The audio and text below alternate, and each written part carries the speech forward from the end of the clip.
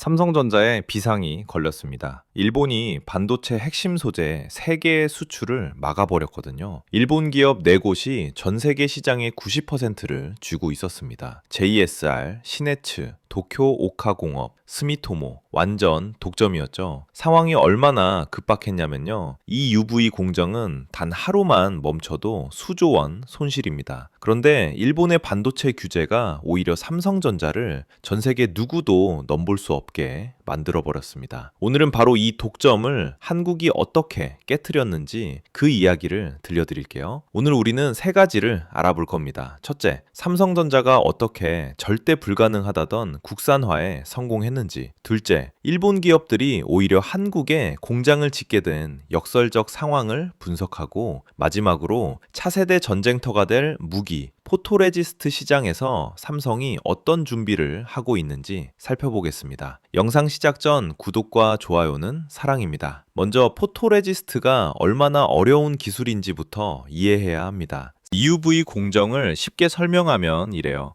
지구에서 화살을 쏴서 달에 있는 동전을 정확히 맞히는 수준의 정밀도가 필요합니다. 파장이 13.5 나노미터예요. 나노미터가 얼마나 작으냐? 머리카락 한 올의 10,000분의 1 수준입니다. 이렇게 미세한 빛으로 3나노, 2나노 회로를 그려야 하는데요. 여기서 포토레지스트가 결정적 역할을 해요. 웨이퍼 위에 얇게 도포된 이 감광액이 빛을 받아 화학 변화를 일으키면서 회로 패턴이 만들어지거든요. 그런데 EUV 환경은 정말 가혹합니다. 진공 상태에서 엄청난 에너지의 빛을 쬐는데 포토레지스트는 3가지를 동시에 만족해야 해요. 첫째, 해상력, 얼마나 미세한 선을 그릴 수 있는가. 둘째, 감도, 얼마나 적은 빛으로도 반응하는가. 셋째, 거칠기, 선의 가장자리가 얼마나 매끄러운가.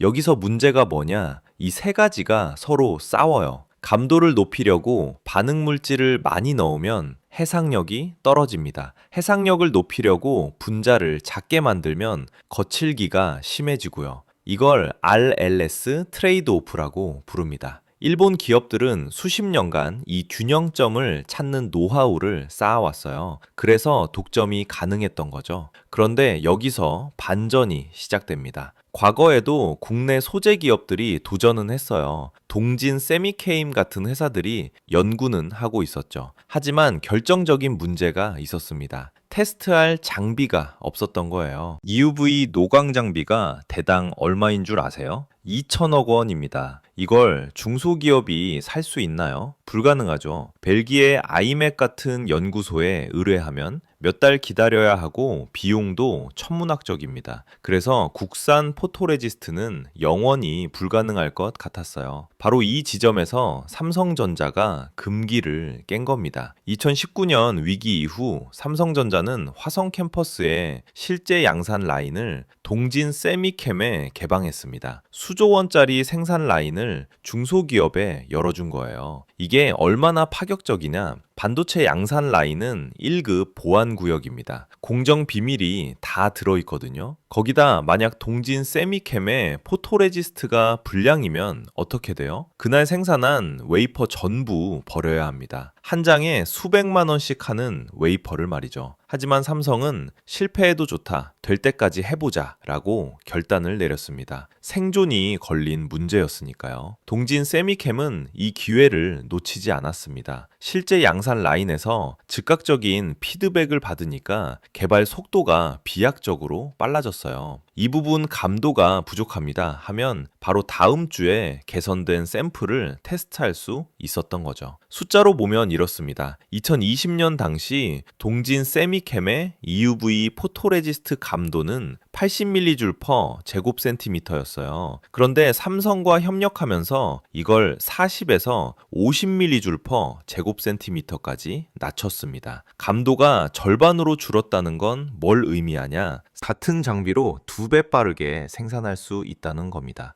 돈 버는 속도가 2배가 되는 거예요.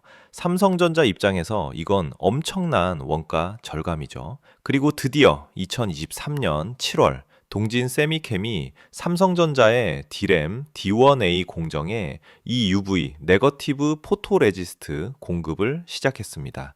2025년 2월에는 한 단계 더 나아가 삼성 파운드리 3나노 생산 라인에 본격 공급을 시작했고요. 일본 독점이 깨진 순간입니다. 더 재미있는 건 일본 기업들의 반응이에요. 우리가 30년 걸린 걸 한국이 2년 만에 해낼 리 없다 라며 놀라고 있어요. 더 나아가 일본 정부는 문을 잠갔는데 일본 기업들은 어떻게 했을까요? 오히려 한국이라는 성 안으로 스스로 들어와 버렸습니다. 트로이의 목마 역설이죠. TOK는 인천 송도 공장을 확장해서 이 UV 포토레지스트를 한국에서 생산하기 시작했어요. 스미토모 화학은 익산 공장에서 출하를 시작했고요. 그리고 제일 주목할 만한 건 JSR입니다. JSR는 2024년 11월 12일 충북 오창에서 차세대 포토레지스트 공장 기공식을 가졌습니다. 2026년 3월 완공 목표로 지금 한창 짓고 있어요. 여기서 뭘 만드냐? MOR, 즉 금속 산화물 레지스트를 생산합니다. 이게 왜 중요하냐면요. 현재 쓰는 포토레지스트는 탄소 기반의 유기물입니다. 스파게티 면발을 생각하면 돼요. 분자 사슬이 길고 엉켜 있죠. 그런데 3나노 이하, 특히 2나노로 가면 이 스파게티 면발이 너무 굵어서 문제가 됩니다. 붓글씨로 점을 찍으려는 격이에요. 그래서 나온 게 무기 포토레지스트, MOR입니다. 주석이나 하프늄 같은 금속 산화물로 만들어요. 스파게티가 아니라 모래알 같은 거죠. 입자가 훨씬 작고 단단합니다. 장점이 뭐냐? 첫째, 분자 크기가 작아서 더 미세한 패턴을 그릴 수 있어요. 둘째, 이 UV빛 흡수율이 유기물보다 4에서 5배 높습니다. 생산성이 올라가는 거죠. 셋째, 식각 내구성이 뛰어나서 후공정에서 패턴이 안 깨집니다. 현재 이 무기 포토레지스트를 상업 양산하는 회사는 전 세계에 딱 한 군데예요.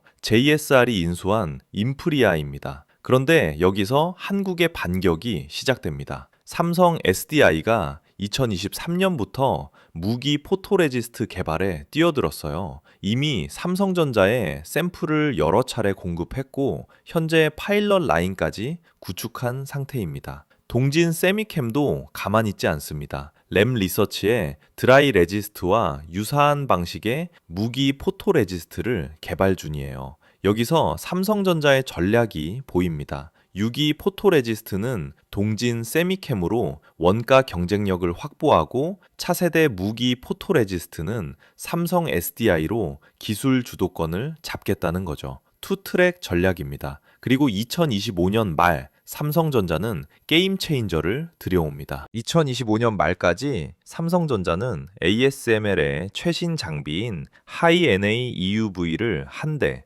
2026년 상반기에 한 대를 추가로 도입합니다. 총 1조 1천억 원 투자예요. 하이-NA EUV가 뭐냐? 기존 EUV 장비는 렌즈의 개구수 NA가 0.33이었어요. 하이-NA는 이걸 0.55로 높였습니다. 빛을 모으는 능력이 1.7배 좋아진 거죠. 더 미세한 회로를 그릴 수 있습니다. 그런데 문제가 생겨요. 초점 심도가 얕아져서 포토레지스트를 극도로 얇게 만들어야 해요. 얇은데도 식각 공정을 견뎌야 하니까 무기 포토레지스트가 필수가 됩니다. 타이밍이 딱 맞아 떨어지는 거예요. 2026년 JSR 오창 공장이 가동되고 삼성 SDI도 양산 준비를 마치고 하이-NA EUV 장비가 들어오고 이 나노 시대를 위한 모든 퍼즐이 맞춰지는 겁니다. 결국 2019년 일본의 규제는 한국 반도체에 숨통을 조인 게 아니라 오히려 삼성전자가 전 세계 누구도 넘볼 수 없는 무적의 소부장 생태계를 만드는 기폭제가 된 셈입니다. 그런데 여기서 우리가 반드시 짚고 넘어가야 할 게 있습니다. 이렇게 어렵게 피땀 흘려 쌓아올린 기술을 누군가는 몰래 빼가고 있다는 사실이에요. 2024년 12월 검찰이 충격적인 발표를 했습니다. 삼성전자와 SK 하이닉스의 전직 임직원 10명이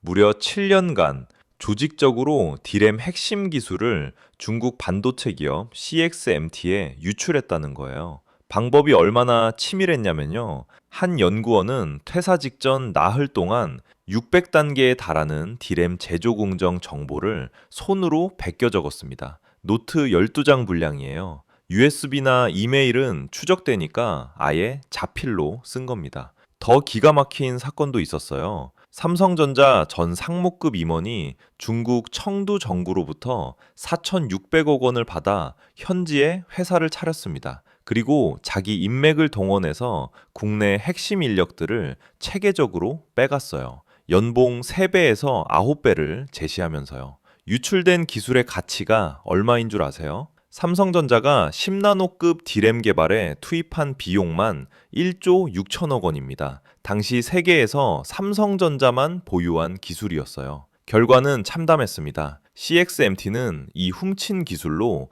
불과 1년 만에 제품 양산 직전까지 갔어요. 정상적으로 개발하면 최소 4년에서 5년 걸리는 기술을 말이죠.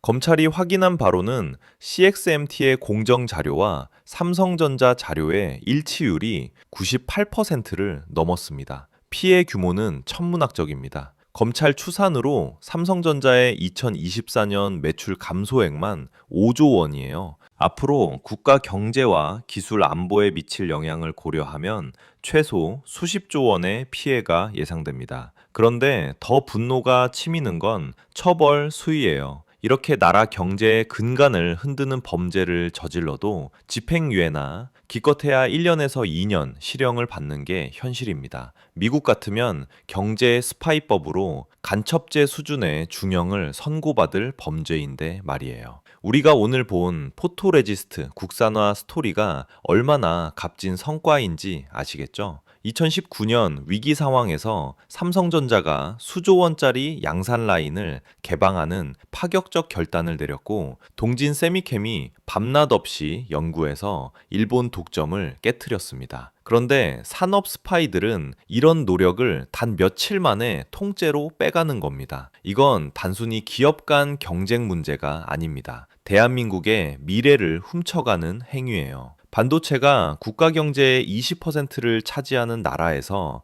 핵심 기술 유출은 곧 국가 안보 위협입니다. 기술을 지키는 것도 국산화만큼 중요합니다. 정리하겠습니다. 일본 독점을 깨버렸다는 문장이 단순히 수입처를 바꿨다는 뜻이 아닙니다. 세 가지의 의미가 있습니다. 첫째, 불가능해 보이던 기술 장벽을 대기업과 중소기업의 협업으로 넘어섰어요. 동진 세미캠의 성공은 한국 소재 기업들에게 우리도 할 수 있다는 자신감을 줬습니다. 둘째, 강력한 기술 경쟁력으로 일본 기업들이 자발적으로 한국에 공장을 짓게 만들었습니다. 이제는 수출 규제를 해도 소용없어요. 한국 안에서 생산하니까요. 셋째, 차세대 소재인 MOR까지 독자 개발하면서 미래의 독점을 방지하고 있습니다. 삼성 SDI와 동진 세미캠이 성공하면 이 나노 시대에는 한국이 주도권을 쥘 수도 있어요. 2019년 일본의 수출 규제는 위기였지만 결과적으로는 한국 반도체 생태계를 한 단계 업그레이드 시킨 촉매제가 됐습니다. 지금 이 순간에도 화성 캠퍼스와 오창 공장에서는 차세대 포토레지스트가 개발되고 있어요. 이 나노, 1.4 나노, 그 너머의 세계를 위해서요. 독점은 깨졌고 주도권은 넘어왔습니다. 이제 남은 건 초격차를 만드는 일입니다. 오늘 내용이 도움되셨다면 구독, 좋아요 부탁드립니다. 감사합니다.